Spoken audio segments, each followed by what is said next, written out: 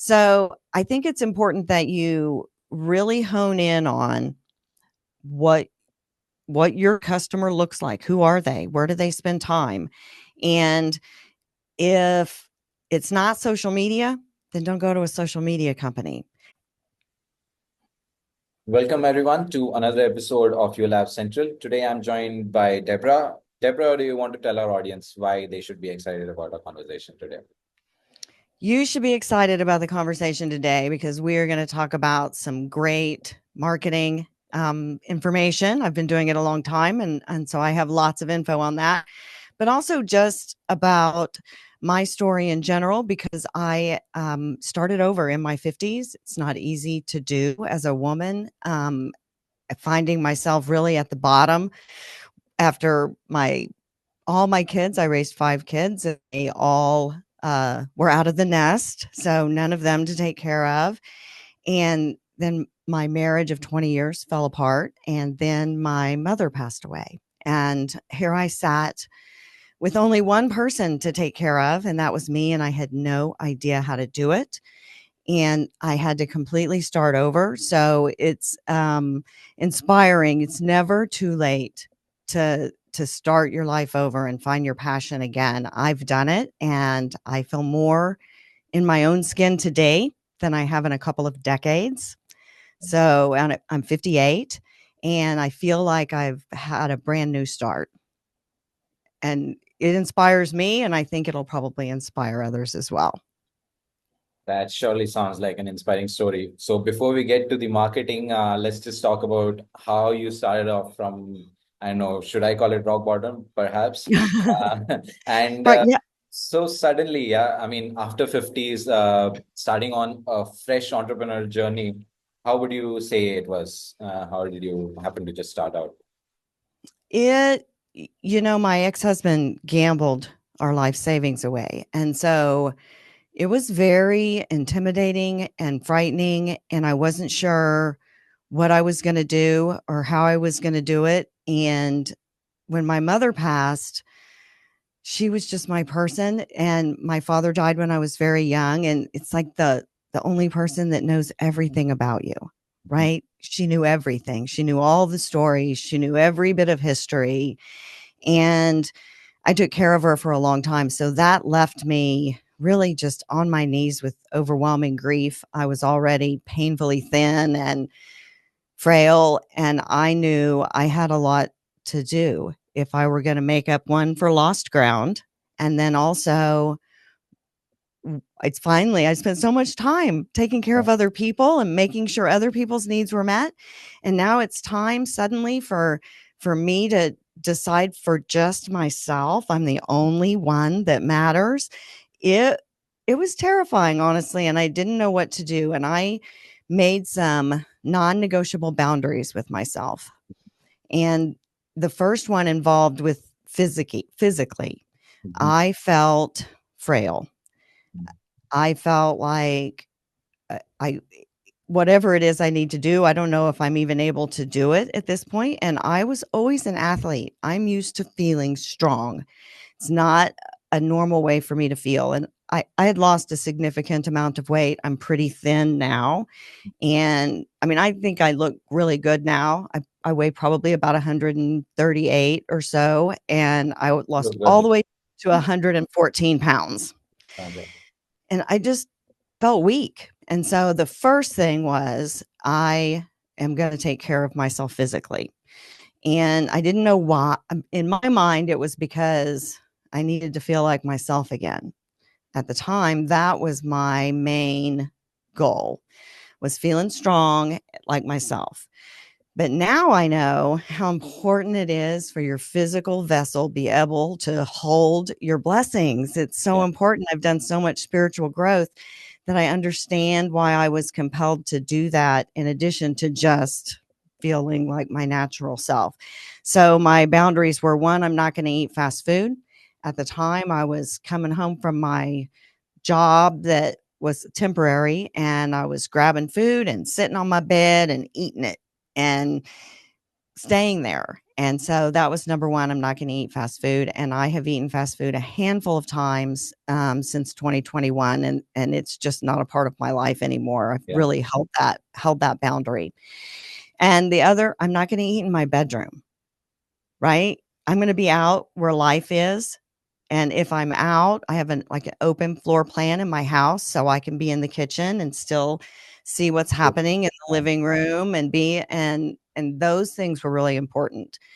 And I was already an avid meditator, but making those choices that I'm going to meditate every day. And I went into counseling for my grief because it was debilitating. That in combination with everything else and really not mourning the loss of my marriage yet and all of those things combined. While I was in that grief counseling, boy, did I fix some other stuff while I was in there too. Yeah. And I had to figure out what I wanted to do. I went back. I spent a couple of decades in corporate America running marketing departments. And then I spent a long time running my husband's businesses and really got lost with my passions. And I rediscovered, wasn't that I didn't do marketing anymore. I did, but that wasn't my focus. And so it became pretty clear that that is really my happy place, marketing and sales. And so I started my agency, Hexagon Media, in 2022. And then in 2023, I started my podcast, Deals with Heels, where female entrepreneurs thrive. I'm very passionate about helping other female entrepreneurs find their voice. It took me a long time to find my voice again. And it's so important. So I'm really passionate about that and helping all entrepreneurs and businesses because I love sales and marketing so much. And then the beginning of this year, I took over as solo host of my podcast. My very good friend and co-host had to drop out, and that was scary and intimidating too. What am I going to do? Am I going to move forward? Am I going to stay? We were in a full service studio. Can I pay for it? Can I switch? How's it going to happen? And and I'm very grateful she let me continue with the podcast by Yeah. myself. So that all worked out. I have recorded about 18 or 19 episodes in my home studio. I put a studio in my house. That's great. So I really have gone leaps and bounds into my own personal journey over the last 4 years. And it feels really good to come out the other end. So it, even at my age, I feel healthier and better than I did in my 40s for sure. All For right. sure. Lots of health problems in my 40s that I don't have anymore, that I worked through and got healthy and took care of myself. And so I really am happy. I'm working on a really big project that'll launch before the end of the year. Mhm. That's a big passion project that involves sales coaching. And so I've really worked hard to find peace within myself. It sounds like I've just been out there hustling stuff up all this time. And it's not that I don't work hard because I Yeah. do. Mhm. I'm doing what I love though, so it doesn't feel like work all the time. And but really taking care of myself has made a difference. And that has been, it seems weird, but that has been one of the biggest struggles is to step away from that hustle, hustle, hustle culture where Mhm. we're all going to hustle. You can only hustle so much. And I can only be passionately involved so much. And then there's something has to give. And so learning to take care of myself and put myself first and not sacrifice my health and my vitality for other people when they probably don't even want me to. It was like my own mental problem that, that people pleasing and taking care of others became kind of my space. I think it's pretty common for moms to be in that space. So, uh, that's kind of how I did it. Great. I mean, that sounds like a lot of ups and downs in that journey. Now, before I dive into your passion, which is marketing, there's something that you talked about, self-care. And self-care is something that a lot of entrepreneurs struggle with across ages. I mean, not specifically yours or at your age, but even when young people start out, they think about the hustle, hustle, hustle, hustle, as you mentioned, right? Just been hustling across life. But then the first step to self-care for an entrepreneur, how would you say just the first step they had to take for an entrepreneur about for self-care? What can they do? I mean, I think it depends on where they are in their life, right? If Mhm. I were to say, Mhm. well, you need to take care of your physical body, I might be looking at somebody that's super in shape and healthy, and you can Yeah, tell by looking at them that they are physically. So that might not be the big first step for them. Although I always think it's important to evaluate what you're doing and how you're taking care of your body because you can push your body too hard too. yeah, But for me, the first step is always, I always recommend the same thing. And that is spend, just start out small, 5 minutes, 5 minutes a day by yourself, alone, no screens, no music, no sounds other than ambient sounds around you. I prefer to do it outside, mhm, but, or even on a walk, but yeah, alone, no screens, no talking, and spend 5 minutes a day for 30 days. And you will see by the end of the 30 days, you'll be spending more than 5 minutes because your thoughts, you have to get to know yourself. You have to get to know your own thoughts to understand one, the difference between my thoughts and your thoughts, yeah, because we feed off of one another and we yeah, get going. And now, is this really how I feel? Or was I just in the zone yeah. That's with right. them and, getting really, is that really how I feel about it? And I think for self care, you need that quiet time to even communicate with your body, right? How often do we find ourselves at the end of the day? We finally sit down and then you're like, oh man, what is that ache in my back? I didn't even notice that that was there earlier because we were so busy Yeah, running and hustling that we didn't realize that we had pulled something or we weren't taking care of our body the way we needed to be. And so for me, that quiet space is important to get to know yourself, not just your physical body, but your thoughts. And eventually, that's where you really get to know your soul and your spirit and those separations. And that is where the real magic is. And your your mindset, your thoughts control everything. They control your emotions. So for me, when I was at that low spot, spending a lot of time on my knees, wondering how am I ever going to get through this, full of regrets and all of the things, I felt so triggered by everything that somebody said or did or gave me advice or anything I saw, I felt emotionally triggered by it. I was having such a reactive response. And separating from that is really life-changing for an entrepreneur. I do think it's important. The first step is spending that time with yourself. But if you can let the chaos around you happen and not feel upset about it. So for sales, for example, you yeah, didn't close that deal. You don't let that ruin your entire day. You just think, I'm grateful. That was going to be a problem customer, or the universe would have granted it for me. They weren't meant for me, or they would be mine. yeah, Move on. Or that person that closed more deals than you, instead of feeling bad, right? Instead of yeah, letting that get to you, you're like, I need some of that energy. I want some of that.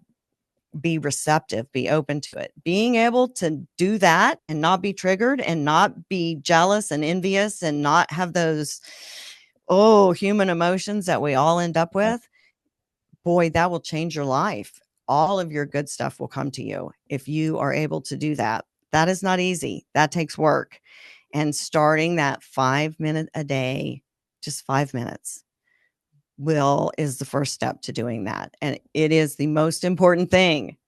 It more than anything else that I have done, being able to let something that occurs not affect me emotionally so I don't make an emotional decision Mhm. is Yeah, huge. yeah. It's huge. I agree to that actually, because even personally, I like going out on walks, and on few of those walks, I won't take my headphones with me just to go out and just go through the motions and keep quiet. at least physically keep quiet, although I'm walking around looking at Mhm. people and then something is just going around in my mind, because it gives you a lot of space just to think random things. I mean, a lot of my ideas have actually come out of that, just randomly walking, and you contemplate a lot, right? Just walking around and doing nothing. And that mind has that space to, even because the problem is when you're listening to music, I feel there's that background noise that's running, and you sometimes go and flow with the music lyrics itself. You're enjoying the music and you're not actually thinking. You just feel like you're thinking, but you're not. And then you're just going with the flow. Now, you've been doing marketing for I don't know how many decades now. Uh, Marketing and sales is, I guess, what's keeping you going even at this age. What's the one favorite thing about market? I won't get into the technical aspect because that's something a lot of people talk about. Let's just talk about why you love marketing so much. Marketing and I It is a natural part of my personality, but I didn't realize I was good at sales. I was in college at Oklahoma State, and my roommate, it was the '80s, and we got a new one of our roommates. I lived with, starting out, a bunch of girls, and then as people graduated, we were just hustling to find somebody to take that space, right, and yeah, take that room. So we had a boy named Dan move in with us, and Dan was the telemarketing supervisor for the OSU Foundation, the college foundation that raised money for academics. So we all got a job there. I mean, our roommate was our boss. We all got jobs there, yeah, right? And turned out I was really good at it. I raised a lot of money for them. And my senior year, so I started working there kind of my junior year in college. And I was so good. I was telemarketer of the year my senior year. I raised more money than anybody else.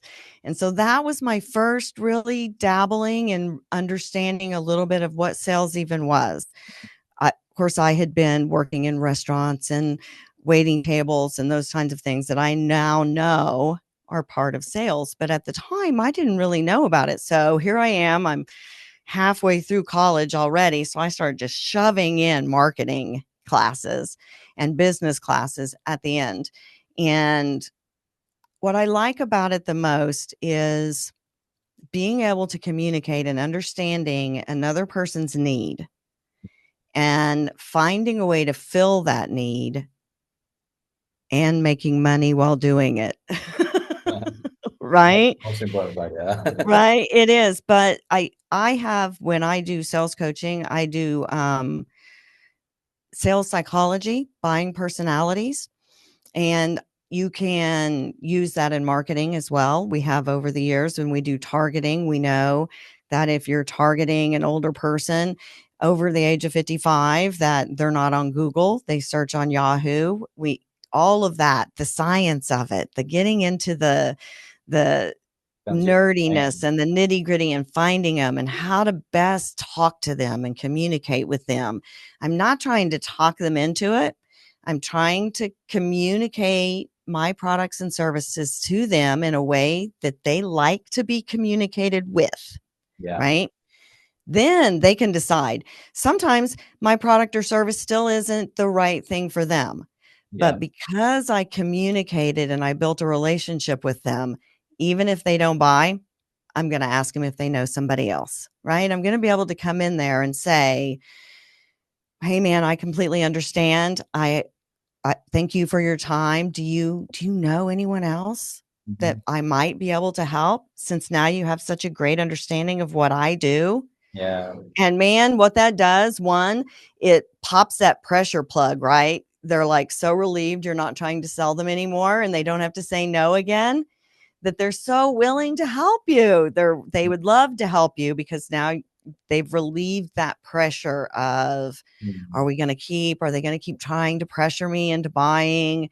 Yeah. And we know you can never force it, but I love that feeling of really connecting with somebody on that level. And I love it on a mass level too for marketing. I am My marketing corporate career was really in industries that were very competitive and had a large sales team. So for me, marketing is all about sales. I got into a discussion with a PR person the other day, and they were like, no, no, this isn't about sales. And I was like, really? Why did you send that press release? Well, Yeah, because we wanted people to know what good we were doing. Why did I you would want they them want to to know? manage. Why did you want them to know? I mean, and That's right. they just kept and kept, and then finally there's no answer left Yeah, other than so we can sell more. Because it comes down to it. It's just how soft is the message? Where is the message? Where does that message go? How do we find them? Where are they? I love all of that. And I love the results. I love to see. So I was an athlete. So I like to see that score at the end, not against another person, but against my own goals, against their goals. How did we measure up for what you yeah. needed to get? I love all of that, all of it. Uh, Sums it up actually. Very important to justify this whole thing and to realize what. Now, marketing has somewhat transitioned, and there's a lot of things happening right now. Even digital platforms and social media have come up so crucial, becoming so crucial in the whole customer journey as well as for different companies, right? Even you started in the middle of COVID, so I guess probably digital and social played a lot of role for you. Now, what was something specific you did or something specific you liked doing with social media? Because the marketing that was done probably a couple of decades ago did not have that social media aspect. So what was something new that you were doing, and probably you liked doing this better than what you were doing earlier? I spent a lot of time learning. Lifelong learning is a big core value of mine. I'm really just super nerdy. If I didn't want to look cute, I would honestly have a pocket protector in Yeah, my shirt pocket. And I mean, I just love information and data. And for social media, it changes all of the time. And the most important thing with all media, whether it's social media, digital media, traditional media, yeah, any of those things, is that you're using the platform where your potential customers are. One of the biggest things that I see now is my industry is very segmented, and you touched on that. There's content creators and social media managers and social media content people and digital marketing people that can mean anything, frankly. yeah. Web designers, videographers, graphic designers, then SEO. there every kind of agency, and to the entrepreneur, we all kind of do the same thing. But it's not that isn't accurate, Yes. because if you really need to look at what that person's specialty is. I meet with a lot of businesses that have a business to business, right? They sell to other businesses. Yeah. If you're that, then you have no business being on social media. Yeah. Are your people there? Yeah, they're probably there. Are you going to pay to reach millions of people that are never going to buy your product if you're there? Yes, that's what you're going to do. So if you're business to business, there's LinkedIn, which isn't Yeah. right for every business either, and fairly saturated depending on what your industry is.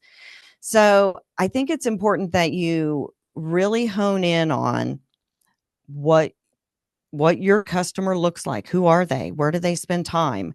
And if it's not social media, then don't go to a social media company. It's like going to a surgeon. They're going to find a surgical solution for your medical problem. If you go to a psychiatrist, they're going to find a psychiatric problem, right? That's Yeah. what if you go. So understanding what they are, being clear with your message. Lots of content creators don't sell, right? They Yeah. want eyeballs, they want engagement. Those aren't sales. Those are key performance indicators. They're important to look at to make sure you're getting what you paid for. But in the end, there's only one metric that matters. Did you get more business? Did you get to talk to more leads? Did you have an increase in revenue? And if you didn't, then doesn't mean social media doesn't work. It just means it didn't work for you, and that could Yeah. be for a variety of different reasons. So the most important thing is, are my potential customers on Facebook, are they easy to reach there? Am I paying to reach a ton of other people I don't need to reach? because that's just vanity numbers. And a lot of content creators, and we all do it. Oh, look how many likes I got, Yeah. right? Oh, look how many guys. So really, it's that dopamine hit is what Yeah. it is. And if you get really focused on that, then you're in that ego and vanity land. And honestly, I don't care if I only get 10. If Mhm. they're the 10 people that might buy my actual product and service, then Yeah. those are the only ones that matter. And the rest of them are just, they're just fluff. They're just decoration. So finding where your clients are, which social media platform they are, because they just keep adding them. They just keep adding more and more. And if you get really focused on one of them, then you best be sure. And don't put all your eggs in one basket, Okay. because tiny little things can Mhm. can make, for example, Meta delete your entire Instagram page. And what that's where I did all my business. I don't have anything else now. And I Yeah. think we kind of got a feel for that with all the TikTok stuff happening in the United States Yeah. when they're banning TikTok, and TikTok, then people that are only on TikTok were expanding out onto some other platforms. And Yeah. as a business owner and entrepreneur, it's important not to put your eggs all in one basket, whether that's social media or anything else. But if that's where your customers are and that's the only basket, then right, if you're business to business, LinkedIn might be there.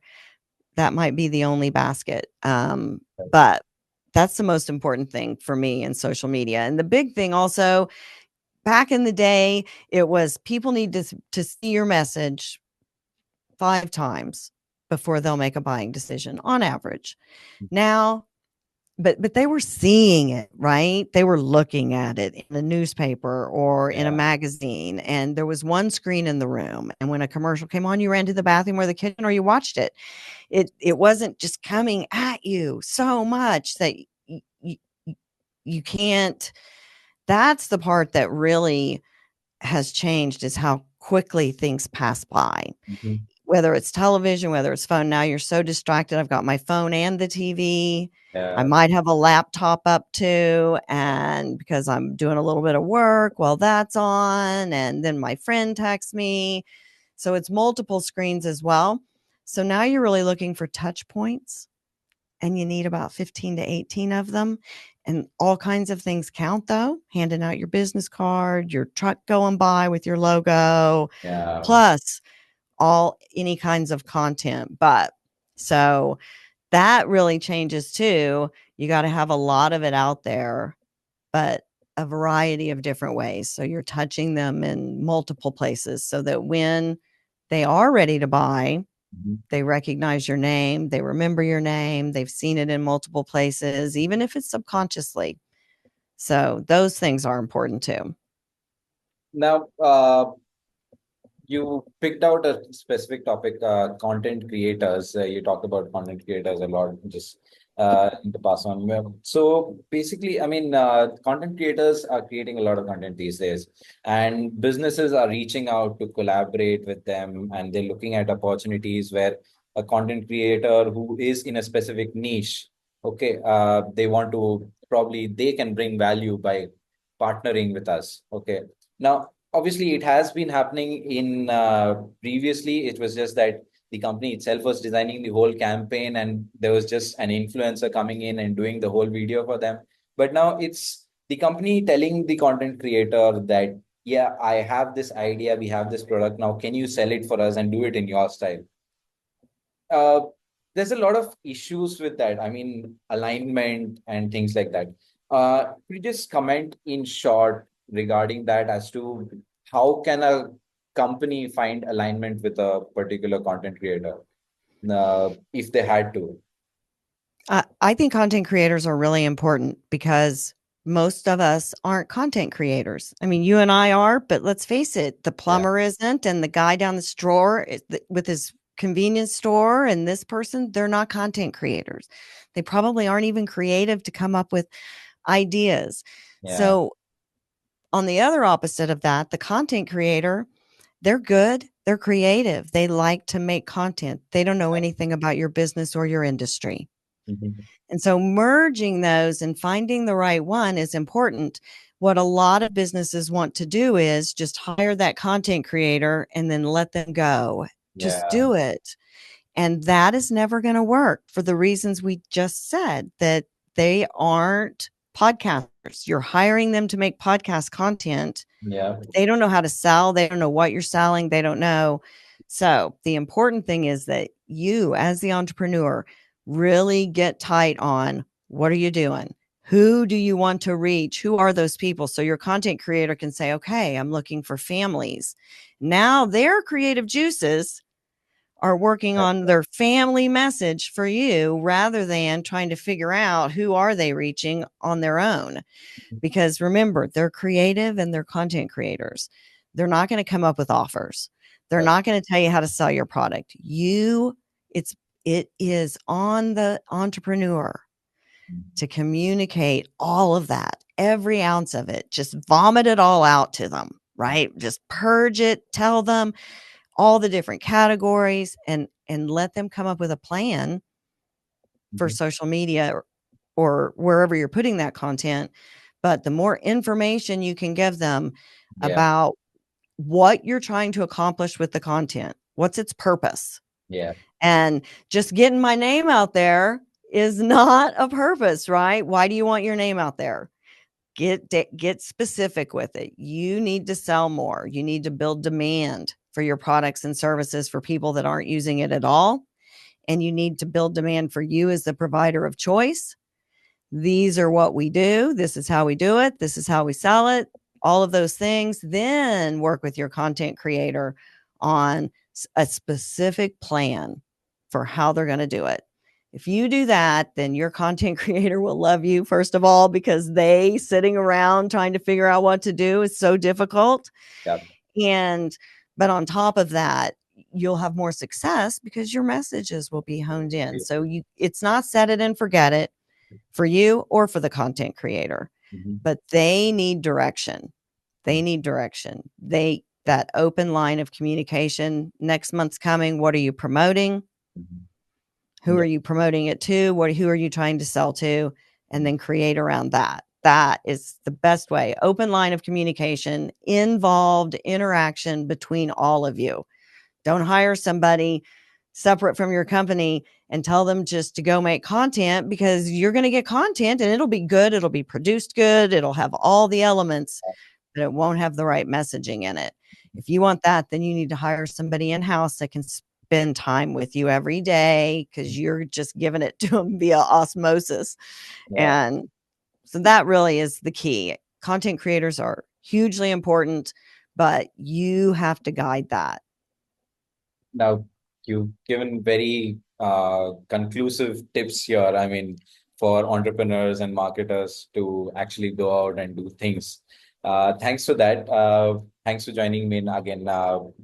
There's a lot of stuff that we just talked about, your journey, your marketing skills, and what entrepreneurs should be doing.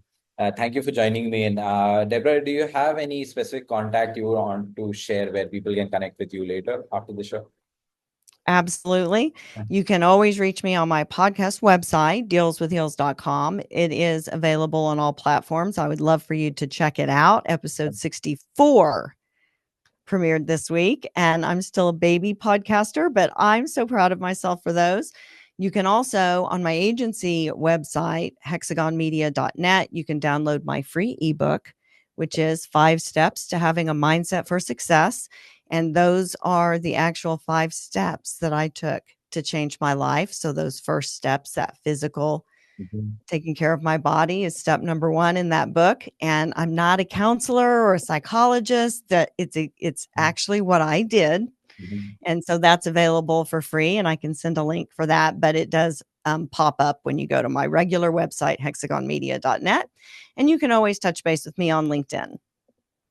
Thank you so much, Deborah. Thank you for joining me in on this episode of Your Lab Central. To the audience, if you liked our conversation, do give a like. If you have something to comment or you relate to something, do leave a comment and let us know what you're feeling about it. And don't forget to subscribe to the channel itself. Thank you so much for joining. Thank you, Deborah. I had a great time. Thank you for having me.